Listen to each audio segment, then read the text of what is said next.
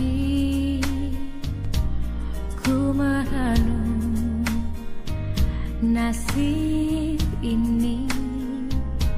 Sesungguhnya hidup ini tak berarti tanpa salib Tuhan bersamaku. Sungguh aku menyesali akan hidupku begini. Ku abaikan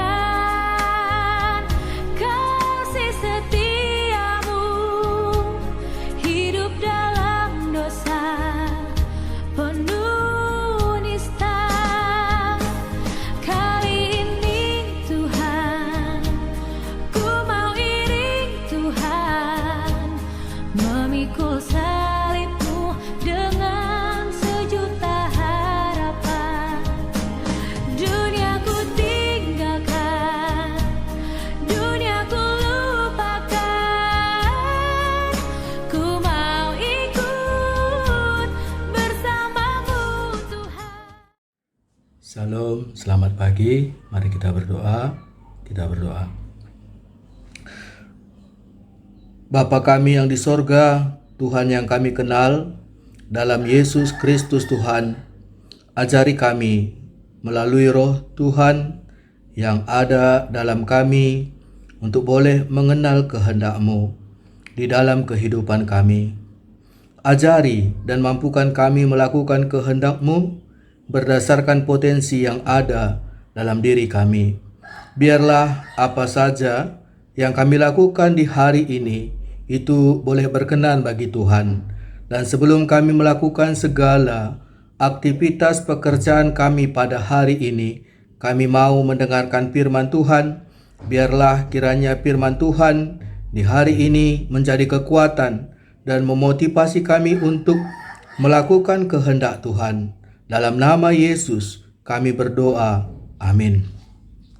Saudara yang dikasihi Tuhan, firman Tuhan yang menjadi renungan kita pada pagi hari ini diambil dari Kolose 3 ayat 4. Demikian firman Tuhan bagi kita. Apabila Kristus yang adalah hidup kita menyatakan diri kelak, kamu pun akan menyatakan diri bersama dengan Dia dalam kemuliaan. Saudara yang dikasihi Tuhan, firman Tuhan yang menjadi renungan kita di pagi ini diambil dari Kolose 3 ayat 4. Firman ini merupakan surat Rasul Paulus kepada jemaat yang ada di Kolose, kepada orang-orang yang percaya kepada Yesus, di mana tantangan jemaat Kolose pada masa itu tidak tampak perbedaan kehidupan orang yang percaya kepada Kristus dengan orang yang belum menerima Kristus. Oleh karena kebudayaan Yunani dan ajaran palsu yang berkembang, sehingga salah satu yang ditekankan Paulus yakni berkaitan dengan fokus bagaimana kehidupan orang yang percaya kepada Kristus. Untuk itu Rasul Paulus menekankan dan mengajarkan tentang kehidupan batiniah orang Kristen pada relasi manusia. Artinya, jika kita masih memusatkan energi kita untuk menekankan keinginan kita yang berdosa, kita masih berfokus pada keinginan yang berdosa. Untuk itu, Paulus mendorong orang-orang percaya untuk mematikan dosa kedagingan mereka. Maksudnya untuk mengalihkan perhatian kita dari perkara-perkara dunia kepada perkara-perkara rohani, di mana duniawi dan sorgawi, maksud Paulus tetap menuntut partisipasi kita dalam dunia ini. Bila kita membaca dalam Kolose 3 mulai ayat 12 sampai ayat 16, kenakanlah belas kasihan, kemurahan, kerendahan hati, kelemah lembutan, dan kesabaran, dan seterusnya. Kemudian ampunilah sama seperti Tuhan telah mengampuni kamu dan di atas semuanya itu kenakanlah kasih sebagai pengikat yang mempersatukan dan menyempurnakan. Hendaklah damai sejahtera Kristus memerintah dalam hatimu, karena sebagai anggota-anggota dari satu tubuh kamu dipanggil kepada damai sejahtera. Dan bersyukurlah, hendaklah perkataan Kristus diam dengan segala kekayaan di dalam kamu. Jadi orang-orang percaya harus saling mengajar dan menasehati, sehingga menyanyikan mazmur pujian dan lagu rohani bersama. Ia mengarahkan para istri untuk tunduk kepada suami mereka dan para suami untuk mengasihi istri mereka. Ia mengajarkan anak-anak untuk menaati orang tua mereka dan orang tua untuk menguatkan hati anak-anak mereka. Ia menasihati para budak untuk taat dan produktif dan memerintah para tuan untuk memperlakukan para budak mereka sama seperti Kristus yang adalah Tuhan kita semua memperlakukan gerejanya. Ia meminta didoakan agar Allah menguatkan dia ketika ia mewartakan Injil. Dan ia mengarahkan jemaat Kolose agar mereka rajin dan bijaksana ketika terbuka kesempatan untuk penginjilan. Semua instruksi ini berhubungan dengan perkara spiritual atau surgawi.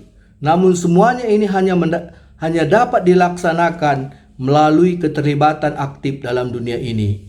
Bagi Paulus, berpikir surgawi atau spiritual berarti merenungkan betapa ajaibnya surga pada saat ini dan mencari jalan untuk menjadikan dunia sekarang ini lebih menyerupai surga. Saudara-saudara yang dikasihi Tuhan, untuk itu maka Kolose 3 ayat 4 firman Tuhan yang menjadi renungan kita ini, kita diingatkan kembali apabila Kristus yang adalah hidup kita menyatakan diri, kelak kamu pun akan menyatakan diri bersama dengan Dia dalam kemuliaan. Ini sebuah jaminan yang ditawarkan Rasul Paulus bagi orang-orang yang percaya, bahwa orang yang percaya kepada Tuhan, bahwa dia juga akan dibangkitkan dan mendapat kemuliaan seperti Tuhan Yesus telah dimuliakan Allah. Jadi Paulus menekankan kepada orang-orang yang percaya yang di Kolose, meskipun jemaat Kolose bukan Paulus yang mendirikan, namun dia merasa bertanggung jawab. Terlebih-lebih sahabatnya Epafras yang menginformasikan bagaimana pertumbuhan dan perkembangan jemaat Kolose yang luar biasa. Namun tantangan jemaat Kolose memang bagaimana ketika mereka menerima Kristus, mereka masih hidup dalam dunia lamanya, sehingga tidak tampak perbedaan sebagai pengikut Kristus, dan juga bagaimana sebelum dia menjadi percaya kepada Kristus. Seperti yang kami katakan, pengaruh pengajaran Yunani dan juga pengaruh pengajaran Taurat Yahudi. Jadi saudara-saudara yang dikasihi Tuhan, ini juga sering juga menjadi tantangan gereja ketika kita dipanggil dan percaya kepada Tuhan, di mana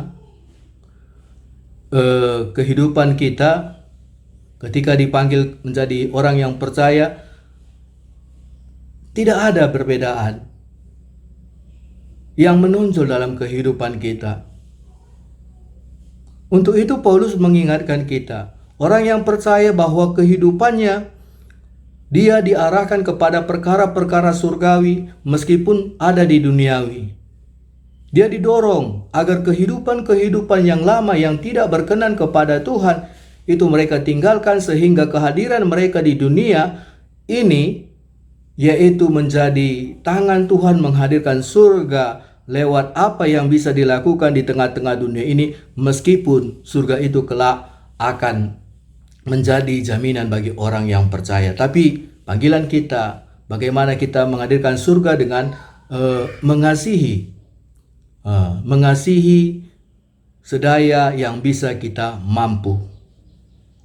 Sebagaimana kita mampu. Jadi saudara-saudara yang dikasihi Tuhan, Tuhan memberkati kita apapun yang kita lakukan pada saat ini. Biarlah lewat aktivitas dan pekerjaan kita itu menjadi pelayanan kita bagi Tuhan. Biarlah nama Tuhan terpuji dalam kita. Biarlah apa yang kita lakukan itu semua untuk Tuhan. Tuhan memberkati kita melalui kuasa Roh Kudus Tuhan. Mari kita bersatu di dalam doa. Kita berdoa. Bapa yang di surga, Tuhan yang kami kenal melalui Putramu, Yesus Kristus, kami berterima kasih kepada Engkau melalui doa ini, di mana sudah boleh mendengarkan firman Tuhan di pagi ini. Berkati kami sekalian ya Tuhan, sebagai anak-anak Tuhan, sebagai orang yang percaya, agar dimampukan Tuhan untuk melayani Tuhan lewat kehidupan yang kami lakukan. Bapa, kami berdoa pada saat ini Bapa, buat firman-Mu yang boleh kami dengar pada hari ini. Biarlah firman ini pun menguatkan kami sebagai orang yang percaya untuk tetap memiliki hubungan persekutuan yang dengan Tuhan senantiasa kapanpun, agar apa yang kami lakukan pun itu jadi pujian untuk nama Tuhan. Bapa, kami berdoa pada saat ini Bapa, buat jemaat Tuhan dimanapun pada saat ini yang sedang mendengarkan firman-Mu, biarlah Tuhan tetap menyertai kehidupan kami. Tuhan tetap memimpin kami.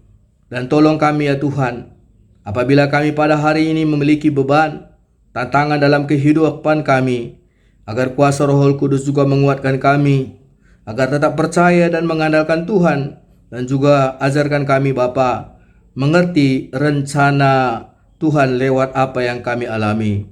Pada hari ini kami teringat akan gereja GBKP P3S dan GBKP Sampit. Berkati jemaat Tuhan yang ada di gereja GBKP P3S dan Sampit, agar mereka tetap memiliki persekutuan yang baik bersama Tuhan, dan juga berkati persekutuan mereka. Berkati para pekerja Tuhan, baik pertua dan diaken serta pengurus-pengurus gereja yang ada, agar tetap bersatu hati dalam melayani Tuhan. Biarlah sinergitas dan kerjasama yang baik ada di tengah-tengah gereja ini Bapa.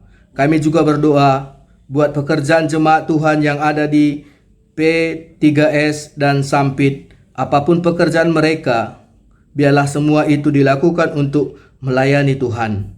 Berkati jemaat Tuhan yang masih mencari kerja, agar Tuhan menyediakan pekerjaan bagi mereka, dan buat jemaat Tuhan yang sudah layak menerima teman hidup, agar Tuhan pertemukan mereka, dan buat jemaat Tuhan yang belum dikaruniakan anak, agar mereka juga tetap percaya kepada Tuhan. Dan kami berharap melalui doa ini agar sukacita mereka sempurna. Tuhan memberikan anak di tengah-tengah keluarga mereka Bapa. Kami minta kepada Tuhan, karena kami percaya tiada yang mustahil bagi Engkau. Yang sakit Tuhan jamah agar pulih kesehatan mereka. Ini doa kami Bapa. Kami tahu doa ini belum sempurna. Untuk itu sempurnakanlah Tuhan doa kami ini, karena kami berdoa melalui Putramu Yesus Kristus Tuhan kami. Amin. Mari kita berdoa seperti yang diajarkan Tuhan. Bapa kami yang di sorga, dikuduskanlah namamu. Datanglah kerajaan-Mu. Jadilah kehendak-Mu di bumi seperti di sorga. Berilah kami pada hari ini makanan kami yang secukupnya.